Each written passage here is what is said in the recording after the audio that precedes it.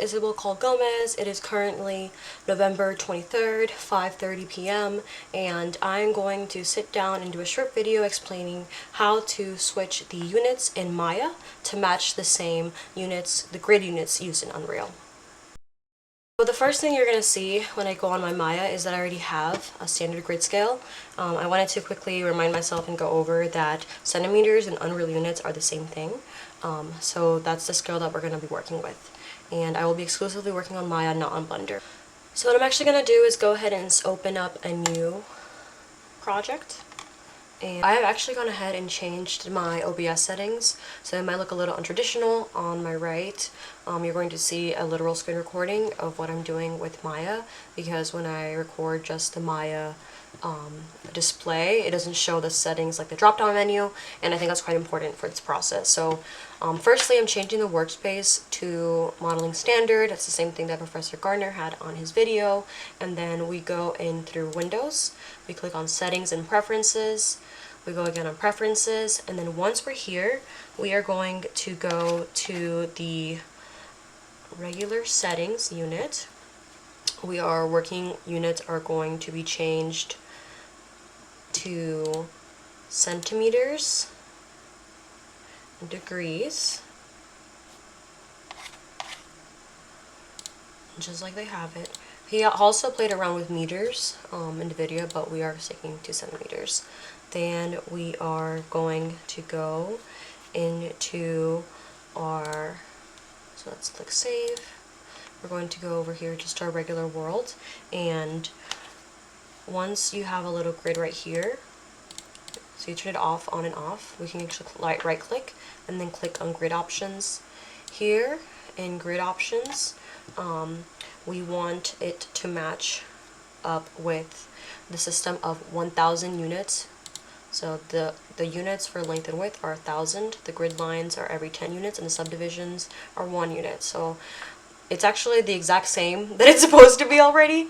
It's probably because I already saved it this way, but I do remember having to go in and changing this.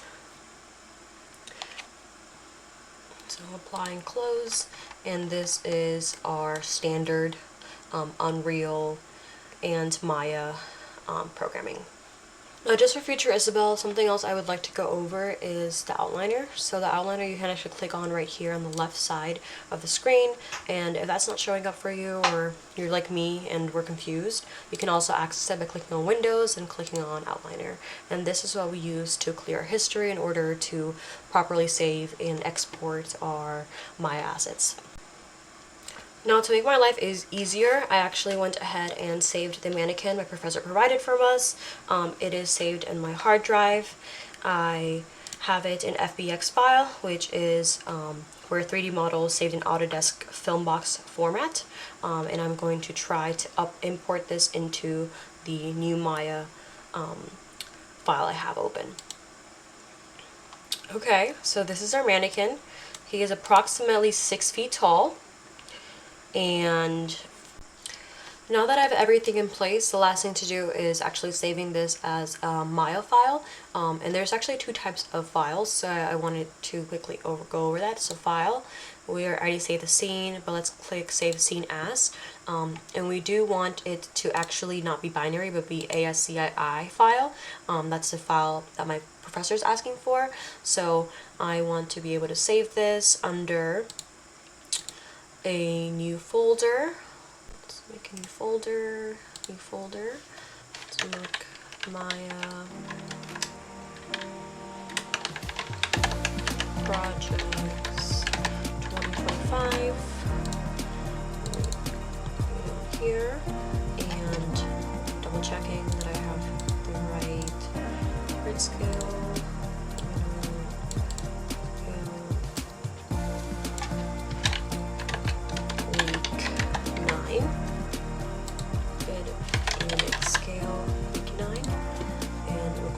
Save as. Save that in my computer. I hope that this video was easy to follow, and now you're able to be confident in your ability to change the Maya units to Unreal units and make your whole game design process easier. Thanks for watching. Take care.